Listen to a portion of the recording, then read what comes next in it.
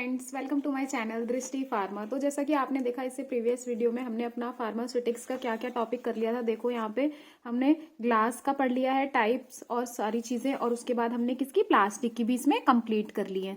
तो अब हम किसके बारे में पढ़ेंगे? मेटल और रबर के बारे में, उनके टाइप्स देखेंगे, उनका सिलेक्शन क्राइटेरिया देखेंगे हम इस वीडियो में।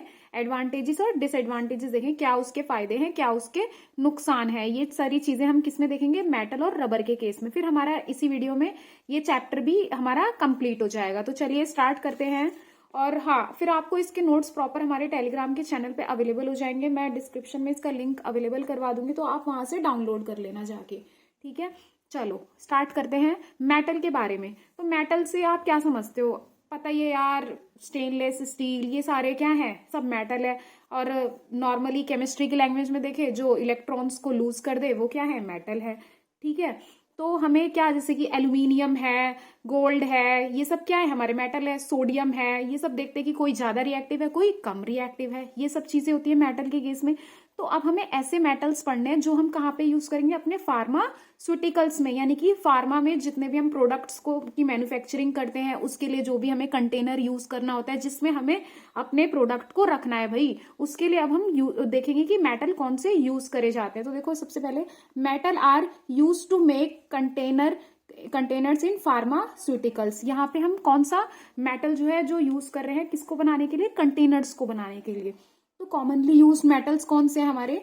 सबसे पहले एल्यूमिनियम, उसके बाद tin plated steel, stainless steel, tin, lead. ये सारे क्या है? हमारे मेटल्स है जो कहाँ यूज हो रहे हैं? हमारे फार्मास्यूटिकल्स में। तो सबसे ज्यादा यूज जो होता है वो एल्यूमिनियम का, उसके बाद स्टेनलेस स्टील और टिन प्लेटेड का सबसे ज्यादा यूज होता है। लेड की टॉक्सिसिटी ज्यादा होती है, इसलिए हम इसका यूज अब नहीं करते हैं, इसका यूज हटा दिया। पर फिर भी थोड़ा बहुत हमें इसके बारे में पढ़ना है। लेड को यूज नहीं कर रहे हो, लेकिन हम इसके मिक्सचर को यूज कर सकते हैं, एलॉय को यूज कर सकते हैं। लेड का टिन के साथ हो गया, एल्यूमिनियम का मिक्स, इन सबको मिक्स करके तो हम यूज कर सकते हैं, लेकिन सिंगल लेड का यूज नहीं कर सकते। तो एलॉय का यूज हो सकता है।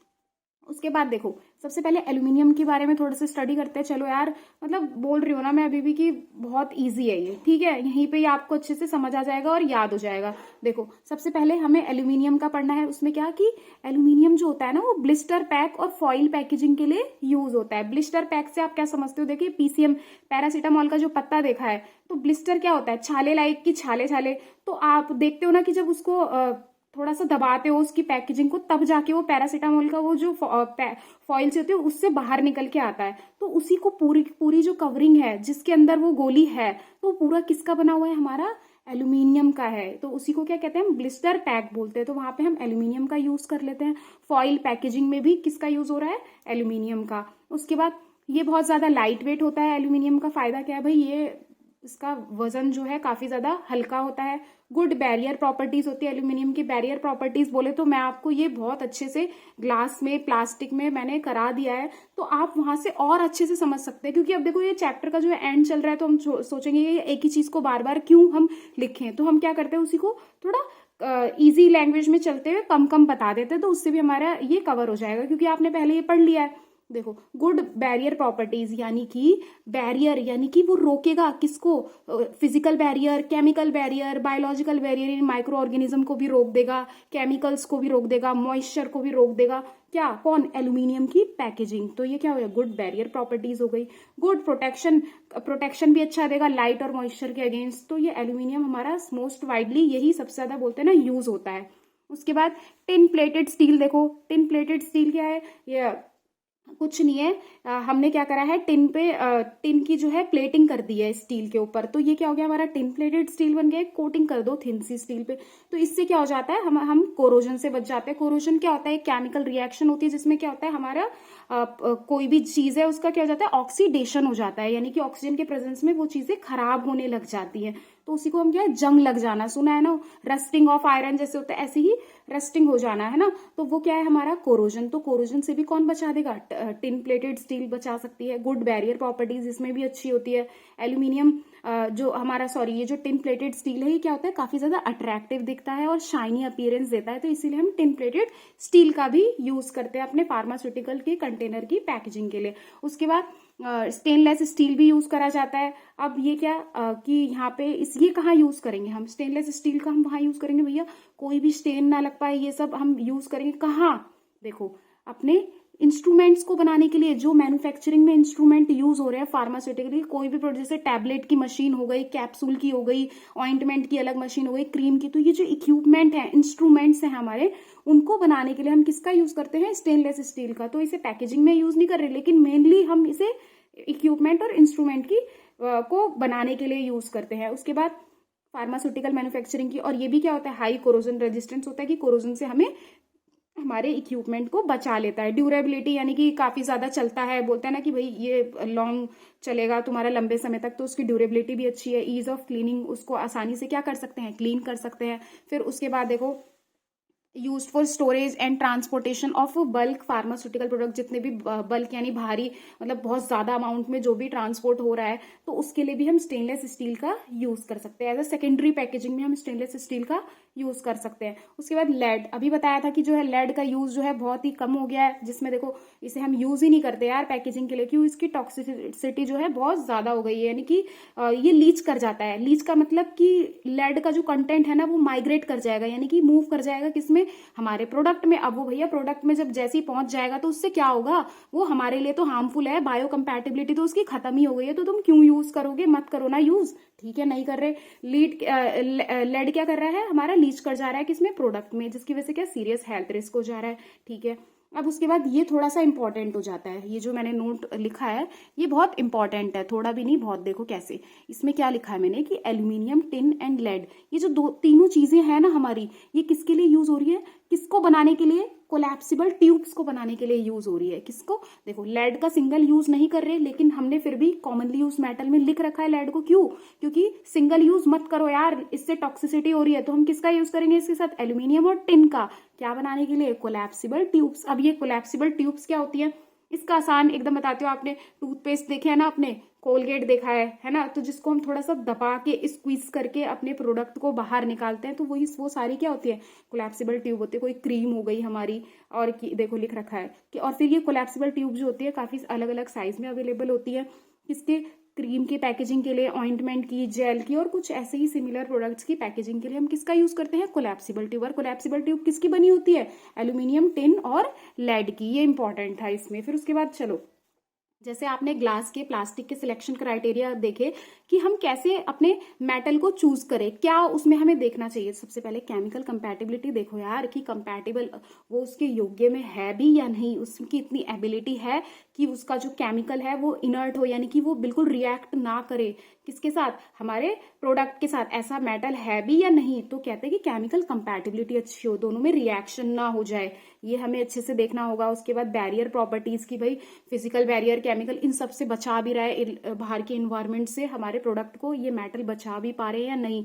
तो should have good barrier properties. इनके अंदर आप बना बना के लिख सकते हो, बल्कि मैंने ये लिखवा रखे हैं सारे, जितने भी प्रीवियस हमने देखा है ना, जितने भी अभी ग्लास प्लास्टिक का सिलेक्शन क्राइटेरिया, वहां पे ये आपको थोड़ा डीप में मिल जाएगा। फिर उसके बाद देखो बायोकम्पैटिबिलिटी। बायोकम्पैटिबिलिटी ये कि जिस मेटल के अंदर, जैसे जिस कंटेनर जो मेटल का बना है उसमें हमने अपना प्रोडक्ट रखा है, ठीक है, रखा है, तो वो एक तो उस कंटेनर के साथ रिएक्ट ना करे। अगर वो रिएक्ट कर गया, तो अब जब उसे हम लेंगे उस ड्रग को, तो उससे क्या होगा? मेडिसिन को जब हम खा रहे हैं, तो वो तो रिएक्ट कर गया है हमारे मेटल के साथ, मान लो हमारी मेडिसिन रिएक्ट कर गई, ठीक है। फिर जैसे हम उसे ले रहे हैं, तो इससे क्या हो रहा है? हमारी हेल्थ को खतरा है, इससे क्या है? खतरा है। तो उसी को क्या कहते हैं? बायो कंपैटिबिलिटी अच्छी होनी चाहिए, यानी कि ह्यूमन के साथ वो कंपैटिबल भी हो मेटल। तो ये हो गया बायो कंपैटिबिलिटी। कोरोजन रेजिस्टेंस की, कोरोजन से बचाए, रस्टिंग से बचाए।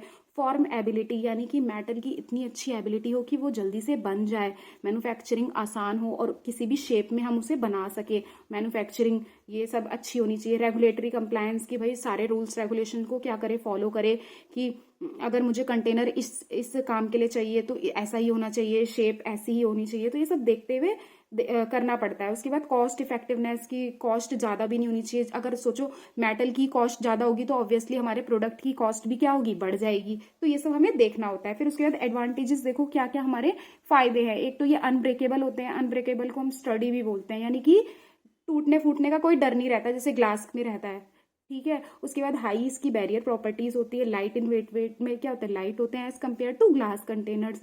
इजली लेबल, इसमें हम आराम से लेबलिंग भी कर सकते हैं कि ये प्रोडक्ट हमारा ये है, उसमें आराम से तुम लिख सकते हो सारे फॉर्मूले वगैरह इंग्रेडिएंट के बारे में। तो ये हो गया। डायरेक्शन आराम से लिख दो तुम। टेम्पर रेजिस्टेंस, यानी कि लाइट वगैरह से भी क्या करते हैं, ये बचा लेते हैं। वो हो गया हमारा यहाँ पे। तो एडवांटेजेस हो गए ये, और भी लिख सकते हो आप, जो आप सिलेक्शन क्राइटेरिया में पढ़ते हो ना वो सारी ही क्या होती हैं, एडवांटेजेस होती हैं। वही तो फायदा मिलेगा। अब जब हम चूज ही उस हिसाब से करेंगे तो फायदे भी हमारे वैसे ही होंगे।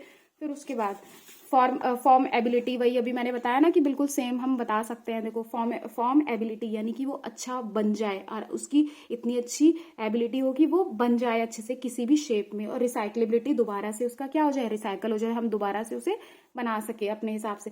कस्टमाइजेशन, कि जैसा हमें शेप चाहिए मेटल की, हम वैसी कस्टमाइज करा ले, अपने हिसाब से बना ले। बायो कंपैटिबिलिटी, कि ह्यूमन के साथ क्या हो, कंपैटिबल हो वो मेटल। लॉन्ग शेल्फ लाइफ, हमारे मेटल की शेल्फ लाइफ क्या हो, काफी ज्यादा लंबी हो, कि अच्छे से प्रोडक्ट हमारा उसमें रहे, कब तक, एक्सपायरी डेट तक। उसके बाद क्या है, डिसएडवांटेज की, ये बहुत ज्यादा क्या होते हैं, एक्सपेंसिव होते हैं, सबसे बड़ी बात। ठीक है, मेटल जो है काफ़ी ज़्यादा एक्सपेंसिव है, ये तो आपको पता ही है। उसके बाद देखो कि ये क्या करते हैं, मेटल पार्टिकल्स के जो है शेड, यानी कि मेटल लीच कर जाता है हमारे प्रोडक्ट में, कभी कभार, ज़्यादा नहीं, जितना ग्लास वगैरह में हो जाती है इतना मेटल में नहीं होती। फिर उसके प्लास्टिक में भी हो सकती है, लेकिन मेटल में बहुत ज़्यादा नहीं हो सकती। उसके बाद they are not generally used for extemporaneous dispensing, जैसे हम प्लास्टिक है उसको हम तुरंत, अगर हमें कुछ डिस्पेंस करना है, कोई दवा देनी है ना, तो हमें जैसे बनाना है लिक्विड फॉर्मुलेशन, जैसे बच्चों को देते नहीं है पैरासीटामोल, ये सारी मिक्स करके बना के दिया जाता है सस्पेंशन, तो तुम वो तुरंत मेटल में नहीं दे सकते एट अ टाइम। एक्सटेम्पोरेनियस का मतलब उसी टाइम पे।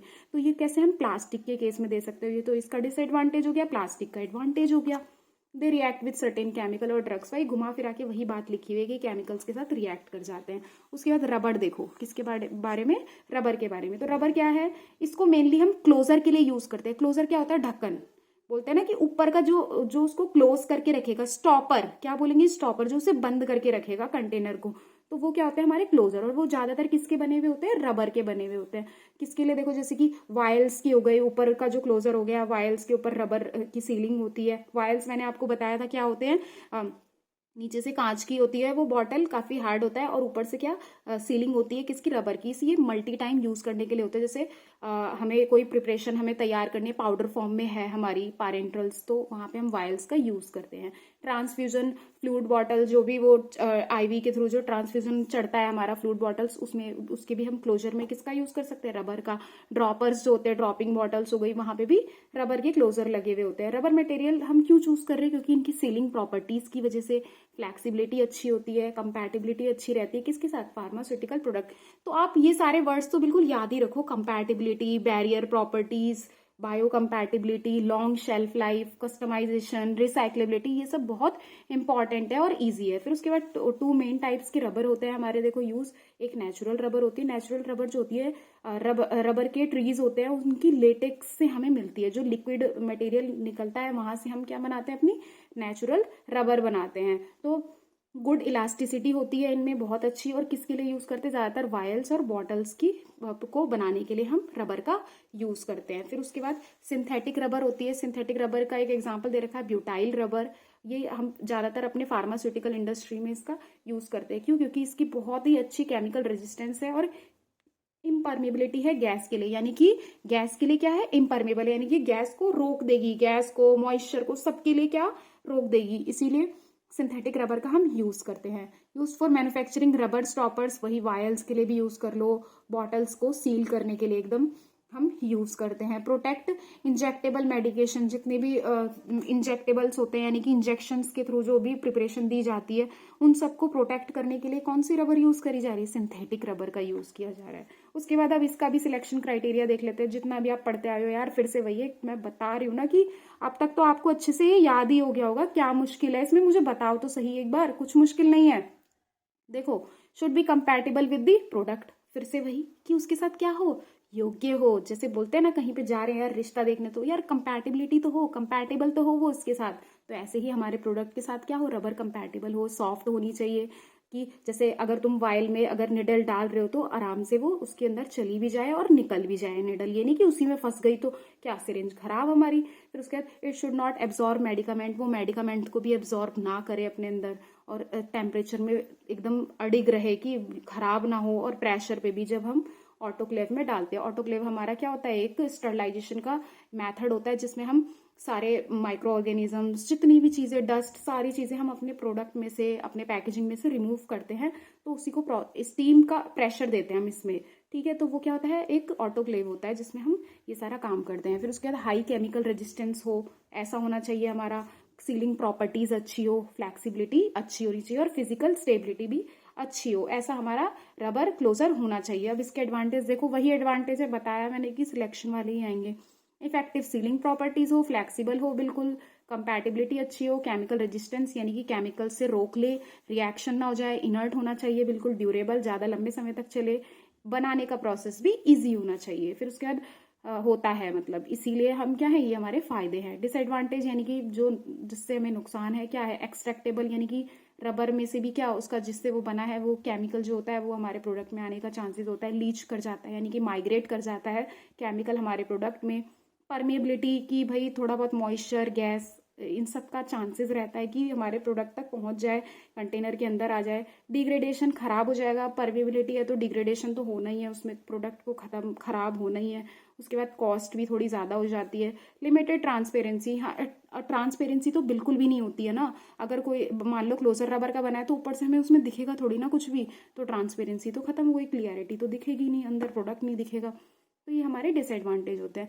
तो ये था किसके बारे में, मेटल और रबर के बारे में। थोड़ा थोड़ा दिखा देती हूँ, देखो कि इसको हम कंटेनर बनाने के लिए यूज़ कर रहे हैं। Aluminium tin plated steel, stainless steel, tin और लेड का यूज़ किया जा रहा है। उसके बाद एल्यूमिनियम ब्लिस्टर पैक, जैसे पैरासीटामोल की पैकेजिंग है उसके लिए यूज़ कर रहे हैं। फॉइल पैकेजिंग के लिए लाइट वेट होता है, good barrier properties, good protection against light and moisture के अगेंस्ट। टिन प्लेटेड स्टील भाई कोरोजन से बचा देगा, इसकी भी मैं कह रही हूँ ना, तुम सारे लिख के आ जाओ और उसमें एक ही बात लिख दो, बस थोड़ा 2 लाइन अगर उसकी उधर लिख रहे हो ना तो 2 लाइन जो तुम्हें याद आ रही है उसको थोड़ा उसको नीचे वाले में डाल दो, नीचे वाले टाइप में लिख दो, क्या दिक्कत है। उसके बाद स्टेनलेस स्टील की इसे इक्विपमेंट और इंस्ट्रूमेंट की पैकेजिंग के लिए यूज किया जाता है, किसको, स्टेनलेस स्टील को।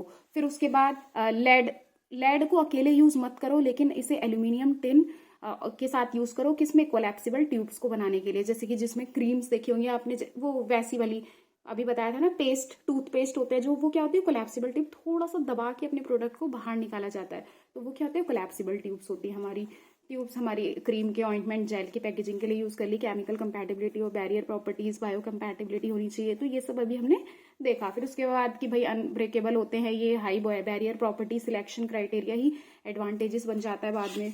फिर उसके बाद डिसएडवांटेज देखे कि मेटल जो होता है शेड कर जाता है, निकल के हमारे प्रोडक्ट में चला जाता है उसका केमिकल, और ये एक्सटेम्पोरेनियस के प्रिपरेशन के लिए हम यूज़ नहीं करते, जो हमें उसी टाइम डिस्पेंस करनी होती है। फिर रबर की भाई ये क्लोजर बनाने के लिए यूज़ करते हैं हम, किसको, ऊपर का जो उसका कैप होता है उसके लिए हम रबर का यूज़ करते हैं। सीलिंग प्रॉपर्टीज़ की बहुत ज़्यादा अच्छी होती है, तो फ्लैक्सिबिलिटी भी अच्छी होती है, इसलिए हम रबर को चूज करते हैं। फिर उसके बाद 2 टाइप्स की नेचुरल रबर हो गई, जो किसमें, वायल्स और बॉटल्स को बनाने के लिए यूज करते हैं। लेटेक्स से मिलती है हमें, गुड, इसकी इलास्टिसिटी काफी ज्यादा अच्छी होती है। फिर सिंथेटिक रबर की देखी हमने कि भाई ब्यूटाइल रबर है, वो क्या है, एक सिंथेटिक रबर है, उसको हम स्टॉपर की तरह यूज कर रहे हैं वायल्स के लिए, इंजेक्टेबल मेडिकेशन को प्रोटेक्ट करने के लिए, बचाने के लिए। सेम इसकी भी वैसे ही है कि भाई इलास्टिसिटी अच्छी हो, फ्लैक्सिबिलिटी अच्छी हो, थोड़ा यही पॉइंट बढ़ जाते हैं, नहीं तो यार केमिकल रेजिस्टेंस तो आप ग्लास से ही पढ़ते हुए आ रहे हो, इसमें तो कोई दिक्कत नहीं होनी चाहिए। फिजिकल स्टेबिलिटी अच्छी हो, ठीक है। फिर उसके बाद एडवांटेजेस, और हाँ पेपर में और अच्छा तरीका बताऊँ लिखने का, अगर सिर्फ रबर, वैसे तो आएगा नहीं, मेन ग्लास के ऊपर आता है, रबर के ऊपर आ जाता है, तो आप अगर आपने लिखा है ऊपर लिख दो कंपैटिबिलिटी, फिर उसके अंदर 2 पॉइंट बढ़ा के लिख दो, should be compatible with the product and does not react with the product, ऐसे करके बना के लिख सकते हो। सॉफ्ट के ऊपर थोड़ा लिख के दिखा दो, फ्लेक्सिबिलिटी पे थोड़ा बता दो, और डीप में भी आप इन्हीं पॉइंट्स को डिस्क्राइब कर सकते हैं। फिर उसके बाद एडवांटेजेस देखिए हमने, इफेक्टिव सीलिंग प्रॉपर्टीज, फ्लेक्सिबिलिटी है, ईज ऑफ प्रोसेसिंग, इसको बनाना आसान है। फिर डिसएडवांटेज की भाई ये लीचेबल होता है, कि लीच कर जाता है, केमिकल्स हमारे प्रोडक्ट में चले जाते हैं रबर के। फिर उसके बाद कॉस्ट, हाई कॉस्ट होती है इसकी, परमेबिलिटी हो जाती है, कभी कभार मॉइस्चर पहुंच जाता है हमारे कंटेंट में, इंग्रेडिएंट में, तो फिर क्या होता है, इससे डिग्रेडेशन हो जाता है, खराब हो जाता है वो। तो ये हमने अपनी आज की वीडियो में कवर कर लिया, यानी कि हमारा जो है चैप्टर ही कंप्लीट हो गया है सेकेंड। ये तो देखो अब हम अपना स्टार्ट करेंगे किसके, 3rd चैप्टर पे चलेंगे, फार्मास्यूटिकल एड्स के बारे में। ये आपका नए सिलेबस के अकॉर्डिंग है, पीसीआई ने जो अभी किया है आपका, उसके अकॉर्डिंग है। सो अगर आपको, और हाँ इसके अब आपको नोट्स हमारे टेलीग्राम के चैनल पे अवेलेबल हो जाएंगे, वहां से जाके डाउनलोड कर लो, डिस्क्रिप्शन में आपको लिंक मिल जाएगा। सो वीडियो अच्छी लगी है तो लाइक करो, चैनल पे नए हो तो सब्सक्राइब करो। So thank you.